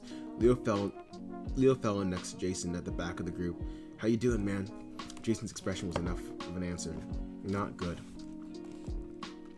Thalia takes it so calmly, Jason said. Like it's no big deal that I appeared. I didn't know what I was expecting, but she's not like me. She's so much more together. Yeah, when you go through as much crazy shit as Thalia has, not much is going to surprise you after a certain amount of time. Hey, she's not fighting amnesia, Leo said. Plus, she has more time to get used to the whole demigod thing. You fight monsters and talk to gods for a while, you probably get used to surprises. Exactly. Maybe, Jason said. I just wish I understood what happened when I was 2. My mom got rid of me. Thalia went away because of me. Hey, whatever's happened, it wasn't your fault. And your sister's pretty cool. She's a lot like you. Jason took that in silence. Leo wondered if he'd said the right things. He wanted to make Jason feel better, but this was way outside his comfort zone. Leo wished he could reach inside his tool belt and pick just the right wrench to fix Jason's memory. Maybe a little hammer to bonk the sticking pot and make everything run right. That would be a lot easier than trying to talk it through. Not good with organic life forms. Thanks for those inherited traits, Dad. He was so lost in thought, he didn't realize the hunters had stopped. He slammed into Thalia and sent them both down the side of the mountain, the hard way. Fortunately, the hunter was light on her feet. She steadied them both, then pointed up. That, Leo choked, is a really large rock. They stood near the summit of Pike's Peak. Below them, the world was blanketed in clouds. The air was so thin, Leo could barely breathe. Night had set in, but a full moon shone, and the stars were incredible. Stretching out to the north and the south, peaks of other mountains rose from clouds like islands or teeth, but the real show was above them, hovering in the sky of a quarter mile away. Was a massive, free-floating island of glowing purple stone. It was hard to judge its size, but Leo figured it was at least as wide as a football stadium, just as tall. The sides were rugged, cliffs riddled with caves, and every once in a while, a gust of wind burst out with a sound like a pipe organ blast. At the top of the rock, brass walls ringed some kind of fortress. The only thing connecting Pike's Peak to the floating island was a narrow bridge of ice that glistened in the moonlight. But Leo realized the bridge wasn't exactly ice because it wasn't solid. As the winds changed direction, the bridge snaked around, blurring and thinning in some places, even breaking into a dotted line like a virtual plane. We're not seriously crossing that, Leo said. I shrugged.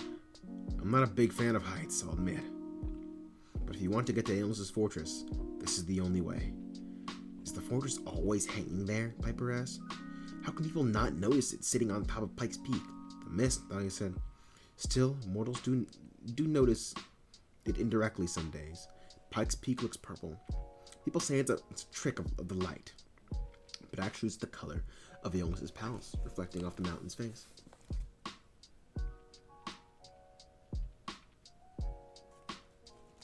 Sorry, I was listening. Don't have my book with me, but if you read past 403, that's great. We'll see. It depends on how I feel.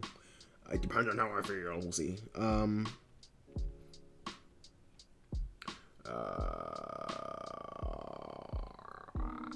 I would love to get a book about Jason's past.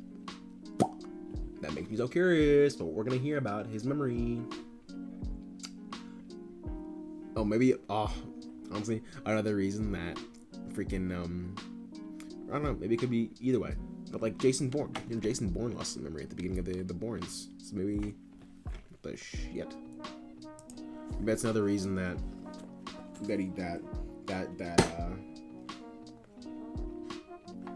Riordan chose to make this Jason lose his memory, or maybe the mythology of Jason has him lose his memory also. So maybe that's why Bourne loses it, and that's why this Jason loses it. I don't know.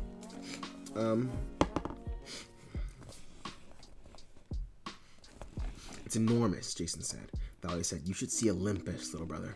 You're serious? You've been there? Thalia grimaced as if it wasn't a good memory. We should go across in 2 different groups. The bridge is fragile. That's reassuring, Leo said. Jason, can't you just fly us up there? Thalia laughed. Then she seemed to realize Leo's question wasn't a joke. Wait, Jason, you can fly! That's right, Thalia can't fly. Rip Thalia, this is so sad. Jason gazed up at the floating fortress. Well, sort of. More like I can control the winds. But the winds up here are so strong, I'm not sure I want to try. Thalia, you mean you can't fly? For a second, Thalia looked genuinely afraid. Then she got her expression under control. Leah realized she was a lot more scared of heights than she was letting on. Truthfully, she said, I've never tried. Maybe she can fly and she's just too scared to try. That's so funny. That's actually hilarious. Might be better if we just stick to the bridge. Coach had strapped the ice vapor trail with his hoof, then jumped onto the bridge. Amazingly, it held his weight. Easy, I'll go first. Piper, come on, girl. I'll give you a hand. No, that's okay. Piper started to say, but the coach grabbed her hand and dragged her up the bridge. When they were about halfway, the bridge still seemed to be holding them just fine. Thalia turned to her hunter friend, Phoebe. I'll be back soon. Go find the others. Tell them I'm on my way. You sure? Pepper narrowed her eyes at Leo and Jason, like they might kidnap Thalia or something.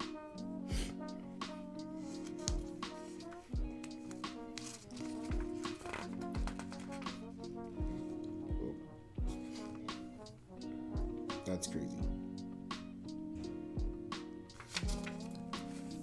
It's fine, Thalia promised. Phoebe nodded reluctantly, then raced down the mountain path, the white wolves at her heels. Jason, Leo, just be careful where you step, Thalia said. It hardly ever breaks. It hasn't met me yet. Leo muttered, but he and Jason led the way up the bridge. Halfway up, things went wrong, and of course it was Leo's fault. Viper in the hedge had already made it safer to the top, and were waving at them, encouraging them to keep climbing, but Leo got distracted. He was thinking about the bridges.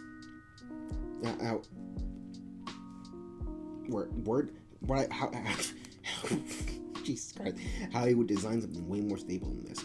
Shifting ice vapor. Wow! Words! Brain! Do them! How he would design something way more stable than this. Shifting ice vapor business if this were his palace. He was pondering braces and support columns, then a sudden revelation stopped him in his tracks. Why do they have a bridge? He asked. Leia frowned. Leo, this isn't a good place to stop. What do you mean? They're wind spirits, Leo said. Can't they fly? But sometimes they need a way to connect the world below. So the bridge isn't always here, Leo asked. Leia shook her head. The wind spirits don't like to anchor to the earth. But sometimes it's necessary. Like now. Like now they know you're coming. Leo's mind was racing. He was so excited he could almost feel his body temperature rising. He couldn't quite put his thoughts into words, but he knew he was onto something important. Leo, Jason said. What are you thinking? Oh God, Sally said. Keep moving, look at your feet. Leo shuffled backward. With horror, he realized his body temperature really was rising, just as it had years ago at that picnic table under the pecan tree, when his anger had gotten away from him. Now excitement was causing a reaction. His pants steamed in the cold air. His shoes were literally smoking, and the bridge didn't like it. The ice was thinning. Leo, stop it, Jason. You're going to melt it. I'll try, Leo said, but his body was overheating on its own, running as fast as his thoughts. Listen, Jason. What did Hera call you in that dream? She called you a bridge. Leo, seriously, cool down, Thea said. I don't know what you're talking about, but the bridge is... Just listen, Leo. If Jason's a bridge, what's he connecting? Maybe two different places that normally don't get along. Like the air palace and the ground. You need to be somewhere before this, right? And Hera said you were in exchange. In exchange? Thalia's eyes widened. Oh gods. Jason frowned. What are you talking about? Thalia murmured something like a prayer. I understand now why Artemis sent me here, Jason. She told me to hunt for Lekion, and I would find the clue about Percy. You are the clue. Artemis wanted us to meet so I could hear your story. I don't understand, protest. I don't have a story. I don't remember anything. Oh shit. But Leo's right, Thalia said. It's all connected. If we just knew where. Leo snapped his fingers. Jason, what do you call that place in your dreams? That ruined house, the wolf house. Thalia nearly choked. The wolf house, Jason, why didn't you tell me that? That's where they're keeping Hera. You know where it is? Jason asked. And the bridge dissolved. Leo would have fallen to his death, but Jason grabbed his coat and pulled him to safety. The two of them scrambled up the bridge, and when they turned, Thalia was on the other side of a 30-foot chasm. The bridge was continuing to melt. Go! Thalia shouted, backing down the bridge as it crumbled. Find out where the giant is keeping Piper's dad. Save him! I'll take the hunters to the wolf house and hold it until you can get there. We can do both. But where's the wolf house? Jason shouted. You know where it is, little brother. She was so far away now. They could barely hear her voice over the wind. Leo was pretty sure she said, I'll see you there, I promise.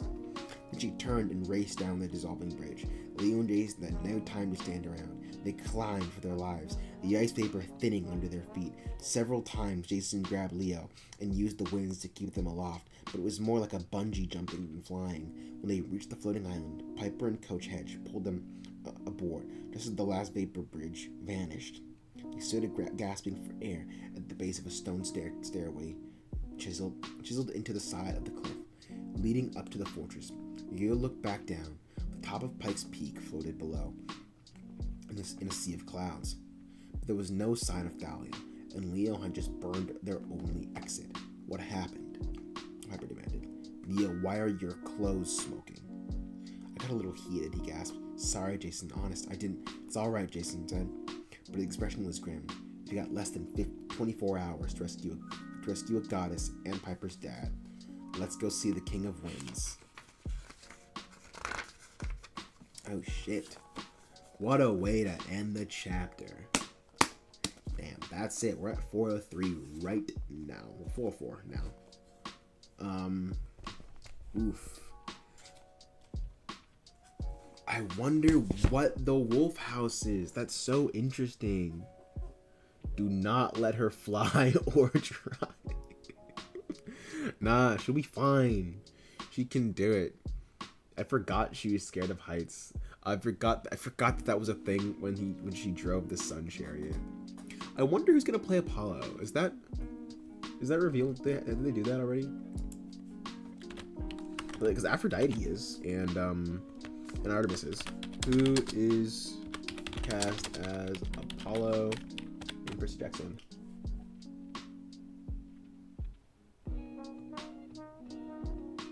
While fan casting has suggested actors like Sam Claflin, remains unconfirmed for future seasons. That's super lame. Yeah, of course they don't know. Well, cast him. Who would? Oh, that they need to cast. Well, I want to know who played Apollo. They didn't cast him yet. Yeah, that's super whack. I don't know why they didn't cast him yet. Well, they didn't tell us. Like, they told us about Artemis, and they told us about fucking, what's her name?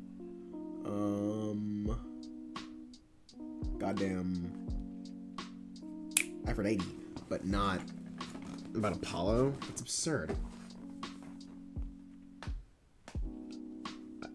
I can't believe the foreshadowing Rick does. It is amazing. Dang, what did they foreshadow? I want to know. No cast for Apollo yet. I'm surprised no cast for Apollo is in season 3. I heard it was already cast. It's just dang. If they're keeping Apollo a secret, I wonder who they got. Maybe it's somebody crazy. Maybe it's like, yeah. If Percy had a fear of the ocean, that'd be funny. But giving her. I think giving her a fear of heights is funny though. Like, I wonder, who do you think they would have cast as Apollo? Like, probably like, I'm thinking like the guy who plays Finnick Odair in Hunger Games. Fucking, who are some like really good-looking male actors that are like young? What, Glenn Powell? Glenn Powell would be a funny ass Apollo. I don't know. But that was good though. I really want to know what the fuck this, like, Leo's epiphany about, like, Jason being a bridge. That's so interesting. And based on my theory that Percy is going through the same things at Camp Jupiter right now, I wonder if Percy's also a bridge. They're both a bridge. That would be really interesting. I wonder if they're both bridges.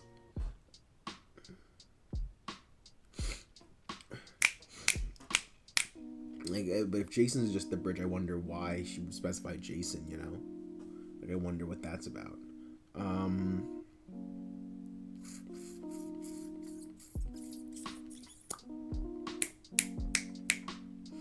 Damn. We're gonna see Thalia again in this book. That's so exciting. We're going to see Thalia again when we, at the end, rescue Percy. That's so cool. I remember Rick saying that we would like it, but it was Disney's decision. Interesting. Logan Lerman, perhaps? Why, I don't know. Why would you specify us liking it in keeping it a secret and saying it's his decision? Maybe it's Logan Lerman. I would love Logan Lerman to be in it. I think Logan Lerman needs to be in it in some way, shape, or form. he really would be such a cool, like, cause he played Percy first, so I'd love to have him be in the series. Like him, the guy who plays Grover, I'd love for him. Like I think they all said they would come back in some way, shape, or form. Honestly, it'd be so great if they cast. I know they already cast Aphrodite, I know, but what's her name? The girl who plays Annabeth. If they cast her as Aphrodite, I'd love that. But they didn't, obviously. It's such a bummer. But naturally, Thalia showed up for 5 minutes and immediately got kicked out of the group. She would not show up after the fight for cleanup. She's going to be there for the fight, for the meeting of Percy. That's what I imagine she's gonna be there for that part at the end of the book. And it's gonna be like, I'm fucking Percy Jackson. It's gonna end, and then that's gonna be the end of the book. They want Logan in season 4 if we get it. Who said that? Who wants Logan in season 4? Also as who? Like who would Logan play in season 4? That'd be interesting. I don't remember anybody specifically cool showing up in season 4. I think we've met all the gods by that point. Well, no, we meet Hephaestus for the first time in season 4. Oh, Walker wants him in season 4? As who? Because I know he said specifically. I know he would have said, but I don't know who is, because like, as who? Because we already got Hephaestus. So we're not going to meet Hephaestus for the first time in season 4. Also, I know Thalia is a huntress now, but she needs to use her powers more straight up. Like, bro, you're a daughter of Zeus still. Light some bitches on fire. Or lightning, rather. Shoot lightning at people, dude. Like, please. Is his brother? Oh, yeah. That would be cool. As another son of Poseidon. Yeah, that'd be cool. Imagine he plays Paul. Oh my god, I would love it if he played Paul. That'd be so great. His godly full brother. Oh, man. I just want him to be in it as something. Like maybe even as a villain would be cool. Like as one of the Titans or something, that'd be cool. But I don't know. That'd be sick, man. I want all the original cast to return, all 3. Maybe even Luke can return too, just as something cool, I'd love that. I'm also curious what they're gonna do with Aphrodite, because they picked an interesting actress for Aphrodite. They picked a comedy actress for Aphrodite, so I'm very curious. Aphrodite's a funny character. I like her a lot. So I'm very curious to see what they're gonna do with Aphrodite, with the actress that they chose. I'm assuming they know what they're doing because they've nailed pretty much every single god and goddess so far. So I'm curious what they're gonna do with her. Whoever they cast away, Paul better be the kindest looking man ever. Yeah, this is just Simon Pegg. But Logan Lerman would do a great job. He'd do a fantastic job here. This is gonna decide. First of all, no, allow phalanxes, I guess. Let me read this again. So, how many pages are in this book in total? What's the last page? About the author. I don't give a shit about you, Rick and Morty. I'm just kidding. 553. Okay. So now we're probably gonna have 2 more read streams even after, unless I do like a super long one, which I might do. I'm thinking about that because I do really want to finish it. So getting it done just next week would be something I'd really probably like to do. But I'm gonna call, because we know we're gonna watch a movie. I think I want to watch Good Will Hunting. I'm gonna call Noah, but he's doing something right now. If he's busy, still, I'll read maybe one more chapter.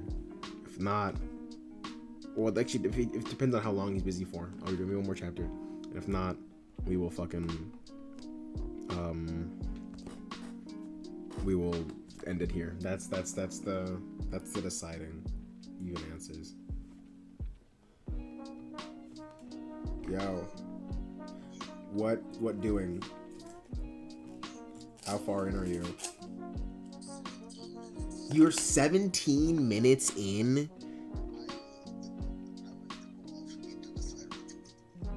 Are you kidding? Bruh. Alright, well, that's... Because that's absurd. Yeah, it is. Alright, well...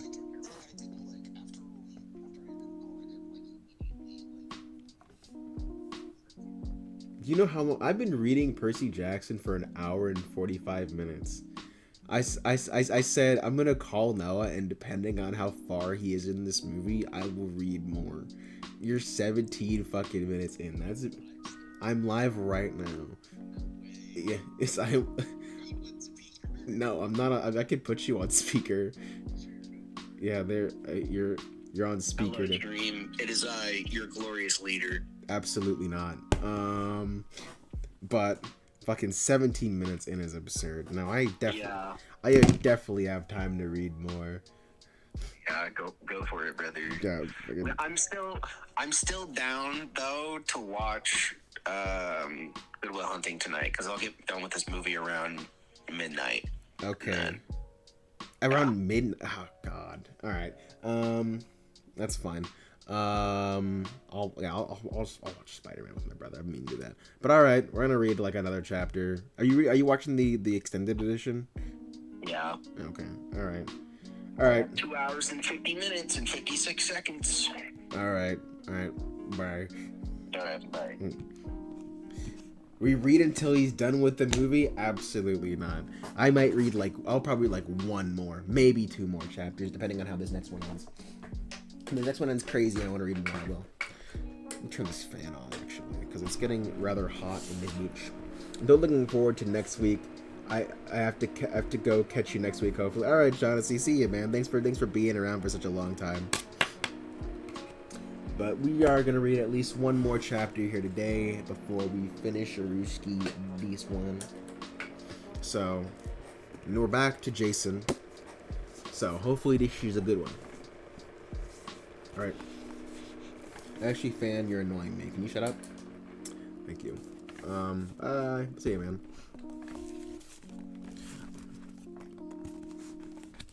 Jason had found his sister, lost her in less than an hour.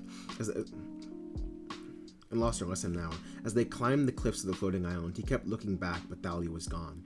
Despite what she'd said about him meeting again, Jason wondered. She'd found the new family with the hunters, and a new mother in Artemis. She seemed so confident and comfortable with her life. Jason wasn't sure if he'd ever be part of it, and she seemed so set on finding her friend Percy. Had she ever searched for Jason that way? Not fair, he told himself. She thought you were dead. He could barely tolerate what she said about their mom. It was almost like Thalia had handed him a baby, a really loud, ugly baby, and said, "Here, this is yours. Carry it." He didn't want to carry it. He didn't want to look at it or claim it. He didn't want to know that he had an unstable mother who'd gotten rid of him to appease a goddess. No wonder Thalia had run away. Then he remembered the Zeus cabin at Camp Half-Blood, that tiny little alcove Thalia had used as a bunk, out of sight from the glowering statue of the Scott god. Their dad wasn't much of a bargain either. Jason understood why Thalia had renounced that part of her life. But he was still resentful. He couldn't be so lucky. He was left holding the bag. Literally, the golden backpack of winds was strapped over his shoulder.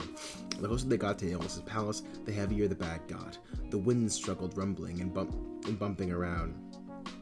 And the only one who seemed in a good mood was Coach Hedge. He kept bounding up slippery staircases and trotting back down. "Come on, Cupcakes, only a few thousand more steps." As they climbed, Leo and Piper felt Jason in his silence. Maybe they could sense his bad mood.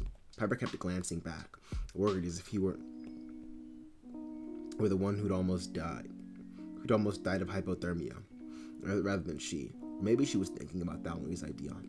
They told her what Thalia had said on the bridge, how they could have they could save both her dad and Hera. But Jason didn't really understand how they were going to do that, and he wasn't sure if the possibility had made Piper more hopeful or just more anxious. Leo kept swatting his own legs, checking for signs that his pants were on fire. He wasn't steaming anymore, but the incident was on the ice bridge. It really freaked out Jason. Leo hadn't seemed to realize that he had smoke coming out his ears and flames dancing through his hair. If Leo started spontaneously combusting every time he got excited, that'd be funny. First of all, they're going to have a tough time taking him anywhere. Leo imagined trying to get a food at a restaurant. Oh, a cheeseburger, and my friend's on fire. Get me a bucket. Mostly though, Jason worried about what Leo had said. Jason didn't want to be a bridge or an exchange or anything else. He just wanted to know where he'd come from. And Thalia had looked so unnerved when Leo mentioned the burned out house in his dreams. The place the wolf Lupa had told him was his starting point. How did Thalia know that place? And why did she assume Jason could find it? The answer seemed close, but the nearer Jason got to it, the less it cooperated, like the winds on his back. Finally, they arrived on the top of the island.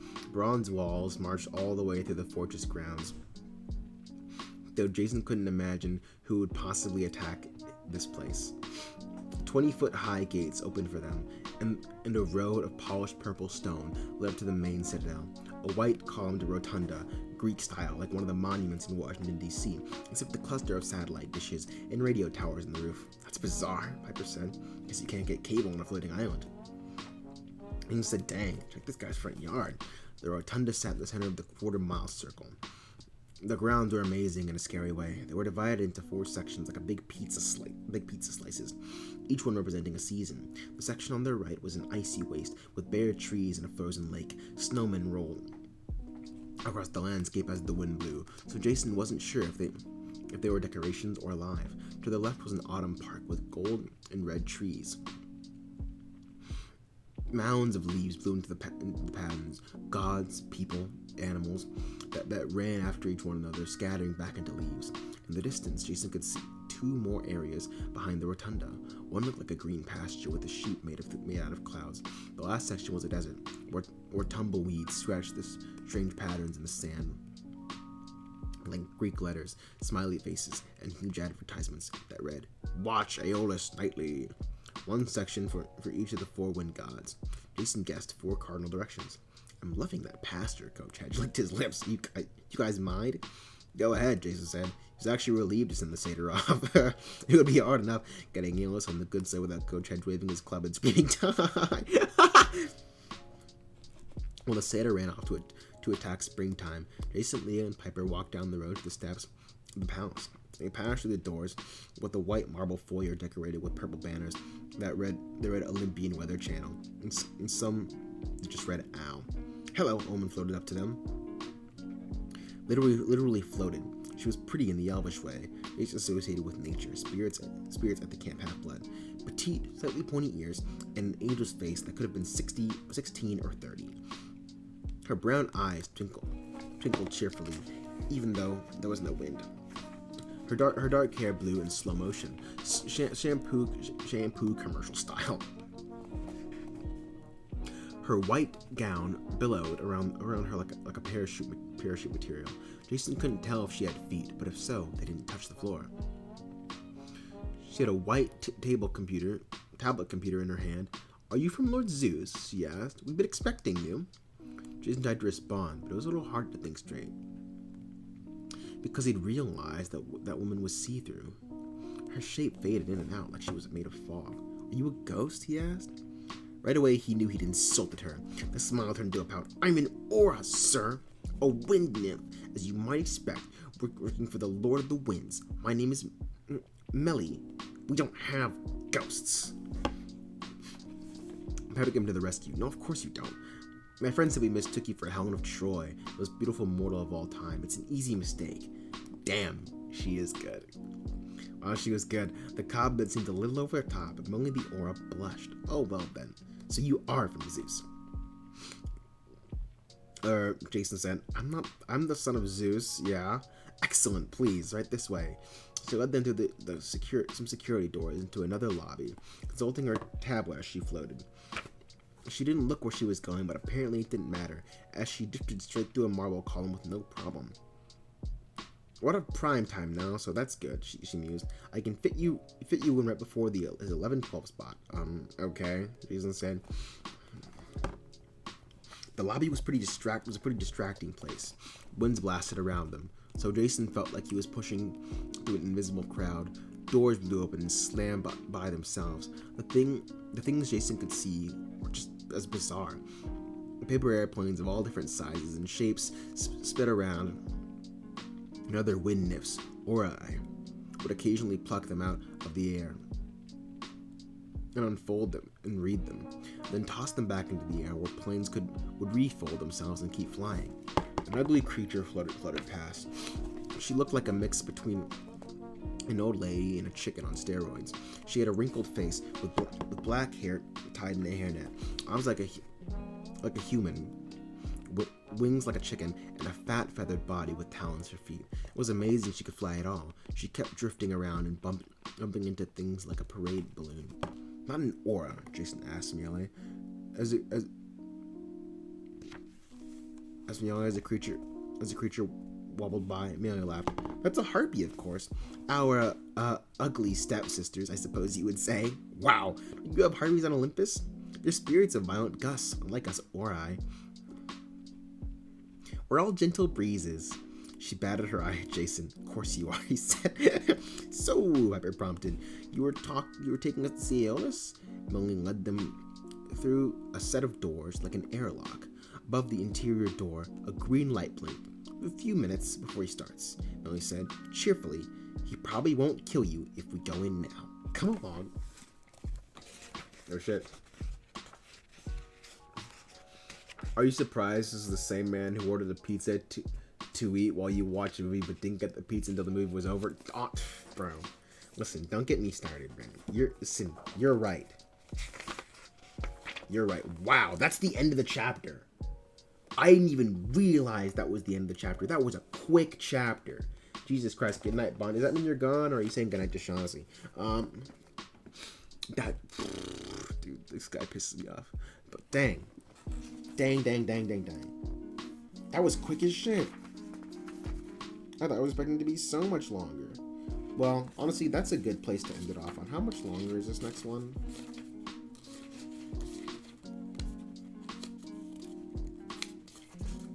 Yeah, it's a good few pages. Alright, I'm going to read this next one on my own, because we're almost at the 2-hour mark as well. So I'm going to read this next one on my own. And we'll see how I feel about it. But next week, we might do an extra long stream like we did for the end of Heroes, the Last Olympian. And kind of just breeze through The Lost Hero. Because I really do want to finish this book. I don't want to prolong it any more than I have already. And then in 2 weeks, we can start something Neptune. That's what I'm thinking. But I'm leaning towards it. I might change my mind depending on what happens. But that's probably what I'm going to do for next time. But, yeah, honestly, again, not much to say. Not much happened. Melly is funny. I'm excited to finally meet Aeolus. It's cool. But I will be there. Have a good night and see you next week. Just see how you feel then, but all for it. Alright, yeah, we'll do. But yeah, thank you guys for joining the stream. I'm going to read until like 4:42. That was mine said, and I will discuss it at the beginning of next stream, and then we'll get into it next week. But yeah, I'm gonna go eat these tacos that I got like before I started this.